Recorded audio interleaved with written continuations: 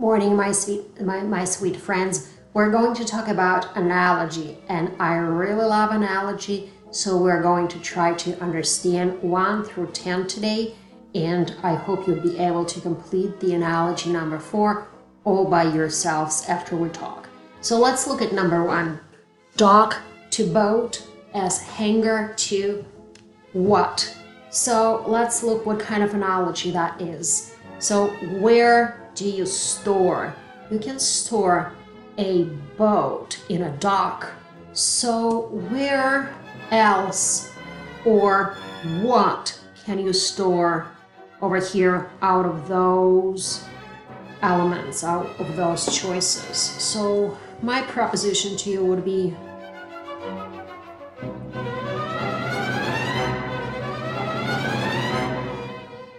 I hope it's the same as you just chose. Airplane. Airplane. Airplane. Airplane you store or you put in a hangar, and it's almost like a garage for a car, but it's for airplanes. Let's look at number 2. All right, so it's how do you enter a certain place? There are different types of entrances, and a cave, the entrance of a cave, instead of calling it a door, or just the word entrance, very often it's called a mouth of a cave. And I hope you know what a cave is, and if you don't, please Google so you know the vocabulary. So the entrance into the cave is usually called a mouth. So house. Out of those choices, which word would you choose as the entrance into the house? I will give you some time and then I will give you the correct answer.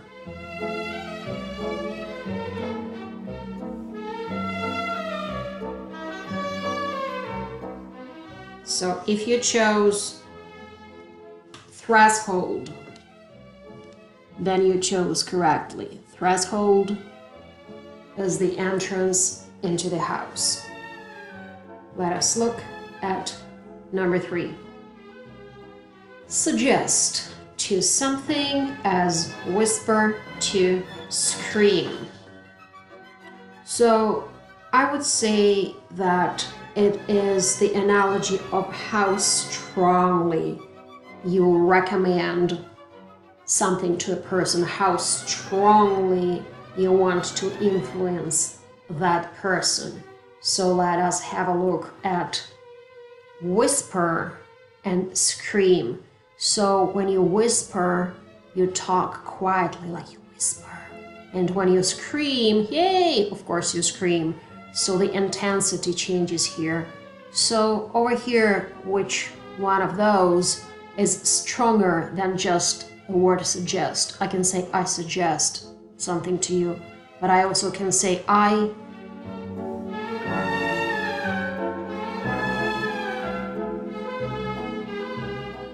And if you chose the word demand, then you understand analogy pretty well. Let's move on. Our next one is number 4. And in number 4, have a look while I'm erasing all that. Number 4, so where does the animal live? Keep thinking I'll go change my marker for one that writes better. So where does the animal live? Number 4. Okay, beagle, you understand it's a form, it's a dog, it's a kind of a breed, and dogs live in kennels. So eagles, eagle is a bird, and what is the place or the house? How is the house of an eagle called? Keep thinking.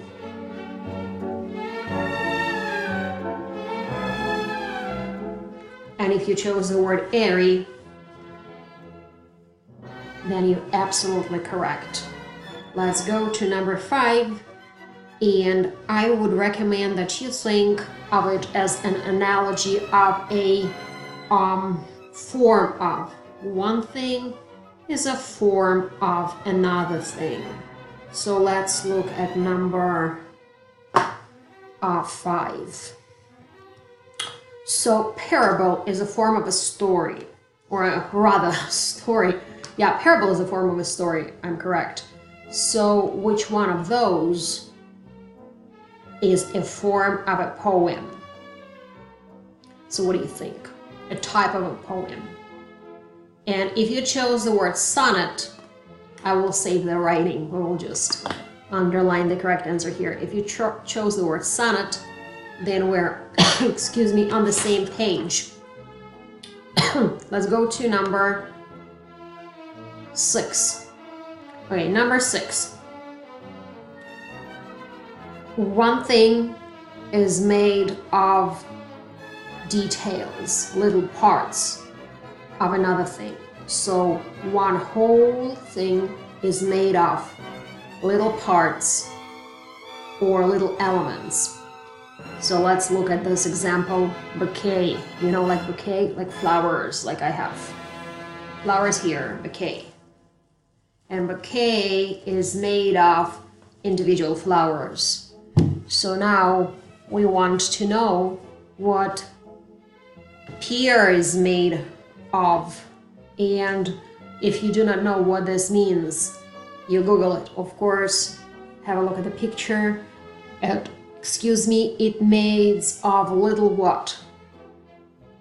Of little boards. If you chose that it is made out of little boards, you're absolutely correct. And actually, number 7 is very similar type of analogy as number 6. So you need to know what the word spoke means. The word spoke is like a tiny little stick that usually comes out of the hole in the middle or something that it's connected to in the middle, and it makes a wheel. So, and that's how puzzle is made out of little pieces. We can say that a wheel is made out of spokes. We're doing good so far. We have 3 more to go, 2 more to go actually. 3. So number 8, what type of analogy is? I would consider it's a type of analogy that is in intensity, talking about intensity, how strong one thing is, how much stronger one action is than the other one. So secret, in this case it's an adjective. Covered is an adjective. So secret and covered, so this is a little bit stronger than that. So we're talking about intensity. And then you can say I'm tired, but what is more intense? Of course, I'm exhausted. So if you chose exhausted, you are on the right path, and not everything is lost, and we are able to understand analogy very well. So we're 2 more to go for today. Now number 9, it's how is a group of those either animals or species or humans called. So a group of fish is called a school of fish. Not the school that we go to, but the school of fish. And how do we call a group of teachers? It's called faculty.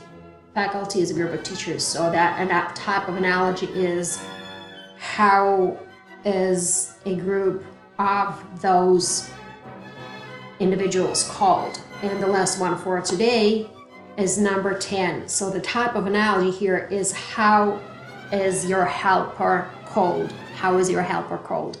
So if you are a manager, you have an assistant, and if you are a principal, you have a secretary.